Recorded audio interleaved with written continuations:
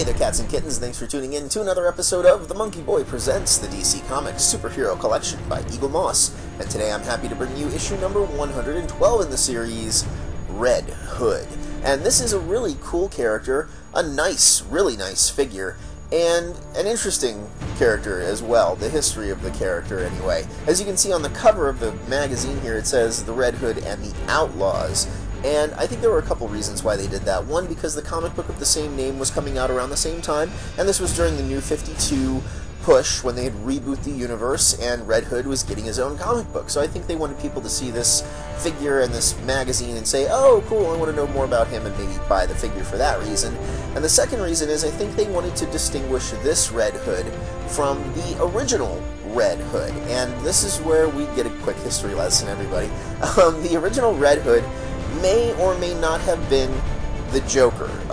There's an origin of the Joker where he was this villain who, well, he wasn't a villain necessarily. He was a wannabe gangster who was suckered into helping pull off this heist for a mobster. They gave him this really crappy makeshift outfit, and they dubbed him the Red Hood. And it first happened in 1951 in the very first run of Detective Comics.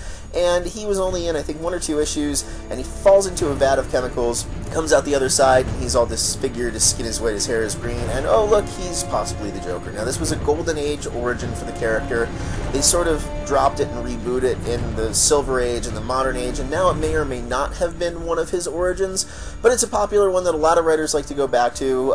Tim Burton adapted it for the movie version of Batman in '89, and the great graphic novel Batman the Killing Joke, they rebooted in that one as well. They brought it back. So that's the original Red Hood. This version of the character has also been seen, for those of you who are familiar with him, on the Batman the Brave and the Bold animated series that used to air on Cartoon Network, where he was an alternate universe version of the Joker who was a hero who called himself the Red Hood. This character was also available as downloadable content for the Injustice Gods Among Us fighting game. It was an alternate costume for the Joker character, of course. And spoiler alert for those of you who have not played Batman Arkham Origins, there's a section in the game where you see the Joker as the Red Hood in that game as well. So it's something that has carried over. This magazine, though, does primarily focus on the new Red Hood, Jason Todd, which is why, again, I think they put Red Hood and the Outlaws on here. For those of you who are familiar with the new version of the Red Hood here, the Jason Todd interpretation, that's probably because you've seen the DC animated feature film Batman Under the Red Hood, which is available on Blu-ray and DVD. It's really excellently done. It's a great adaptation of the origin for the character originally when he was killed by the Joker and resurrected in a Lazarus pit. Kind of goes crazy and comes back to Gotham to wreak havoc as a villain. For those of you unfamiliar with the Red Hood, well, that of course is why we have the magazine, which we'll take a look at first, and it'll tell you everything you need to know about the character, and does mention the original Red Hood, who may or may not have become the Joker. Briefly, it talks about that. And then, of course, we'll look at the figure itself, covering the good, the bad, and the ugly. It's a really nice figure. I do have issues with the current version of Red Hood, the vigilante working for Batman, even though he carries guns. I don't think Batman would do that. However, I'm not going to let my prejudice towards the character in the comic book influence my judgment of this actually really cool figure. So please, sit back, relax, and enjoy my review of issue number 112 in the DC Comics Superhero Collection by Eaglemoss, Red Hood. First up, the character section.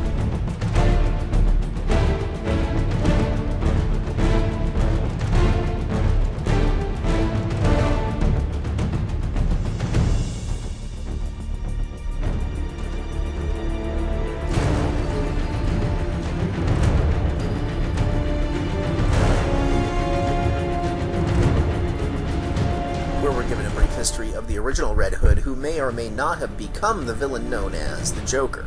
We learn about a failed stand-up comedian in Gotham City who, desperate for cash and to take care of his pregnant wife, agreed to pose as a mob boss known only as the Red Hood.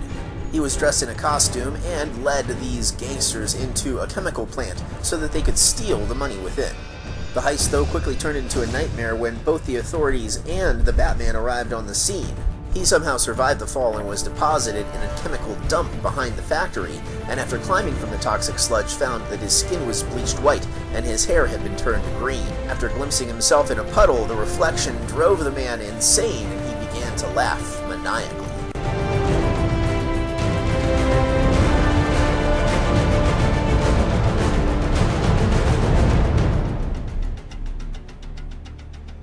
We are then introduced to the second Red Hood, Jason Todd. We discover that Batman first encountered Jason when he was a teenager in the slums of Gotham City, stealing wheels off of cars. Jason Todd first encountered Batman when he was trying to steal the wheels off the Batmobile. Batman took Jason under his wing and trained the boy to become the new Robin. Jason took to Batman's training naturally and proved to be an exceptional sidekick, but the teenager had a very short temper and was prone to extreme violence. After discovering that his birth mother was actually still alive, Jason traveled to Ethiopia and discovered she was working for the Joker. The new Robin was caught off guard by the vicious criminal and was beaten to near death. Ultimately, both Jason Todd, the second Robin, and his mother were killed in an explosion by the Joker in the storyline known as A Death in the Family.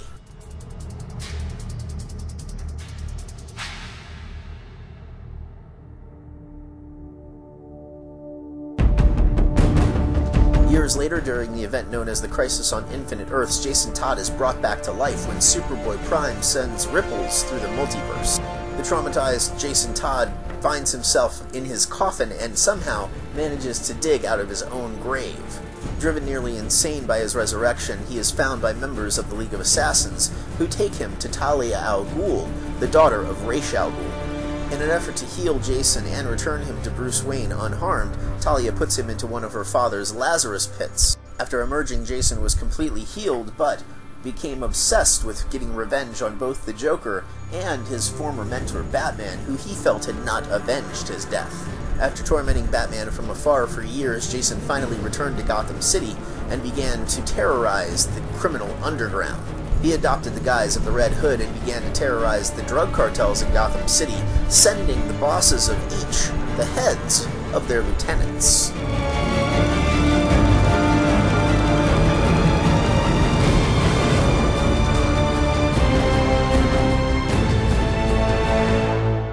After fighting on more than one occasion, Batman managed to confirm that the Red Hood was indeed Jason Todd after retrieving a sample of his blood. Jason also managed to successfully track down the Joker and hold him hostage, tormenting Batman the entire time and explaining how he should be the true protector of Gotham, because he was prepared to do whatever it takes to protect its citizens.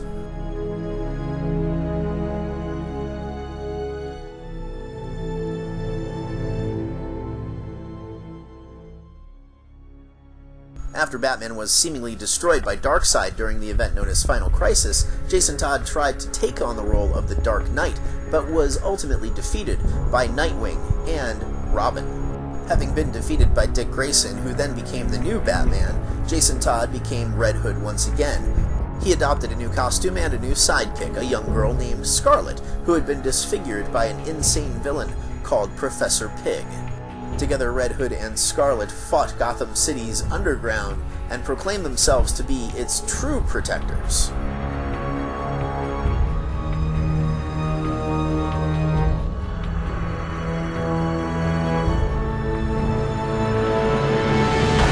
Red Hood and Scarlet battled the new Batman and Robin on numerous occasions, including a time when they managed to defeat the dynamic duo and threatened to unmask them in front of a live webcam audience. But ultimately the heroes prevailed and captured Jason Todd, who was sentenced to do time in Blackgate Prison.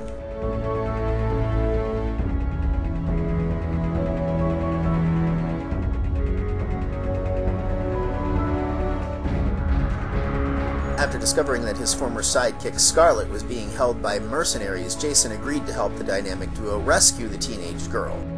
During the rescue, he reacquired his Red Hood costume, helped to save Scarlet, and managed to slip away from Batman and Robin so that he and Scarlet could continue on their own violent quest against the evil of Gotham City. Not long after this, the Flash accidentally rebooted the DC Universe and created the New 52, which saw Jason Todd getting a slightly rebooted origin story. In this New 52 universe, Jason Todd still works with the Batman as a member of Batman Incorporated, and leads the group known as Red Hood and the Outlaws.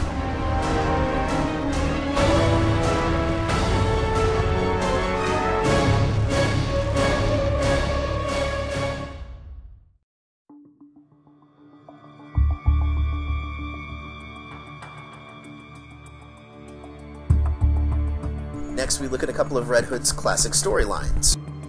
First, we have Red Hood, The Lost Days.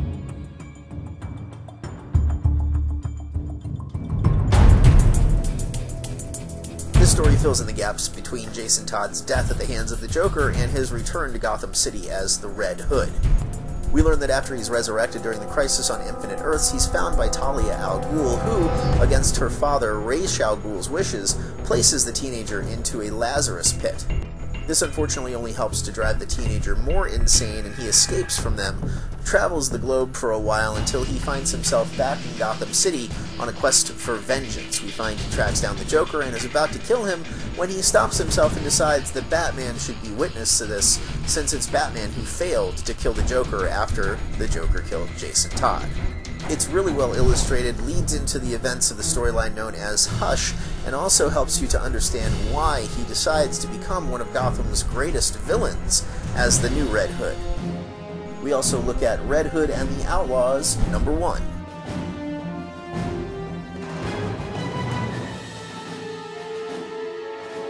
And this story introduces us to the New 52 version of Jason Todd as the Red Hood after the Flash selfishly reboots the DC Universe and starts everything over, basically. It's a nicely illustrated story for the most part, but is really pretty bad, actually, and I would not recommend it to anyone unless you're morbidly curious and really want to torture yourself. It's a story that I don't think you should check out. I would pick up some of the more recent stuff involving Jason Todd as the Red Hood and avoid this at all costs. Red Hood's Friends and Foes section features the current Red Hood's teammates on the Outlaws, Starfire and Ray Harper, the man who may have been the original Red Hood, the Joker, and Jason Todd's sometime friend and mentor, Batman. Lastly, Red Hood's iconography section looks at some of the other heroes in the DC Universe who have returned from the dead. It starts off by looking at the hero known as Resurrection Man, whose power is to be able to come back from death time and time again. The Teen Titan Jericho, who has been killed and resurrected numerous times. The heroic and seemingly unkillable Frankenstein's monster. The immortal hero Uncle Sam, the eternal embodiment of the spirit of patriotism and freedom who was created at the birth of the United States. While serving as a temporary sidekick to Batman, Stephanie Brown, also known as Spoiler, was apparently killed by the gangster Black Mask, only to return months later as the new Robin. And finally, perhaps the most unique Undying hero in the DC Universe, Cheeks the Toy Wonder, who has repeatedly returned from oblivion while serving as the sidekick to Ambush Bug.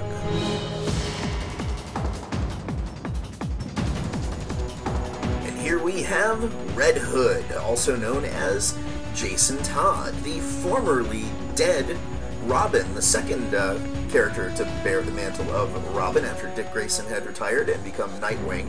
A really nice looking figure. I have issues with the character, not so much what they did originally with him when Judd Winnick helped bring him back, more so with the New 52 version. I liked him better when he was a villain, not so much a vigilante who was kind of sort of working with Batman. I don't think Batman would appreciate a guy who uses handguns wearing the bat symbol on his chest. But that's just me. The figure, for what it is really, really cool, though. The costume is captured perfectly. It looks great. The bat symbol is there on the chest. No decals. Lots of great details all around on this character, all the way down to the boots, which you can see look armored and padded.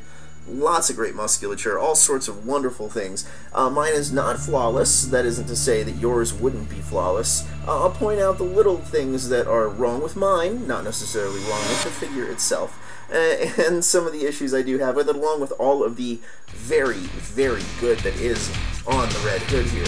In the next section, in just a moment.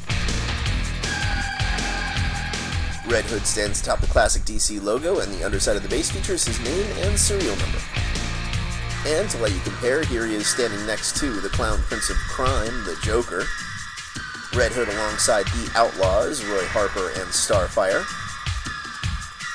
Alongside his on-again, off-again mentor, Batman. And finally, in a group shot with all of the other members of the Bat family that Eaglemoss has produced so far. Red Hood, the Jason Todd version, is a very nice figure. There's not a whole lot for me to complain about, aside from my own personal prejudices. If you're a fan of this character, I think it's really cool to have him on your shelf, and the good by far outweighs the bad. First off, the good. I really like the pose. It's very aggressive, very Red Hood.